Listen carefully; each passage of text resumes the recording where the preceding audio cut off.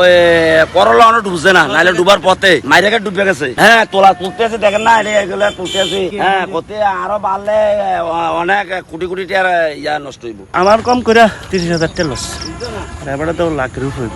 আরো হেদিতে আরো বেশি হইব। করলা আছে, মিষ্টি কুমড়া আছে, মূলা আছে, হেদি তো লাখ লাখ টাকা মারি দিব, উপরের দিকে উঠে। আমার স্বাস্থ্যের কম করে 4 কানি খেত মারি গেছে এই পানিতে, এতটুকু পানি 3 থেকে 4 কানি খেত মারি, আরো তো আসল ফুরে। যেন মানুষ খাইতে পারে, দেশের মানুষ ভালো থাকতে পারে, এই জন্য তো আমরা সবকিছু আগাম করতেছি যাতে মানুষ খাইতে পারতেছে। কিন্তু এখন যদি এই দশা আমরা মানুষের খাওয়া মুথাক দূরের কথা, এখন তো আমরাই বাঁচতে পারবো না, এমন অবস্থা হয়ে গেছে। আমাদের অবস্থা খুবই খারাপ।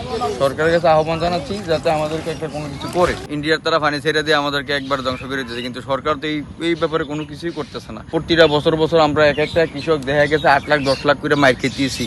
এক একটা কৃষকের মানে জীবন লইয়া টানাটানি, এদিকে কারো কোনো খেয়াল নাই। অথচ আমাদের দেশে এক ফোঁটা বৃষ্টি নেই, আরেক দেশের পানি এসে আমাদেরকে একবার ধ্বংস করে দিয়েছে। আমরা কি করবো এখন বুঝতেছি না, অবস্থা খুবই খারাপ। যে আগামীতে আমাদের মানে বাচ্চাই কঠিন হয়ে যাব।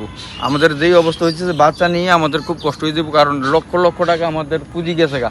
এখন যে পুঁজির জন্য আমরা কি করবো এটি বুঝতে পারছি না। সরকারকে আহ্বান জানাচ্ছি তারা যেন খুব দ্রুত এই মানে পানির জন্য আমাদেরকে একটা কোনো কিছু করে। প্রত্যেকটা বছর পানি আমাদেরকে ধ্বংস করে দিয়েছে। আমার আছে মিষ্টি কুমড়া আছে, সরষে আছে, কইডা আছে, করলা আছে, মূলা আছে, সব শেষ।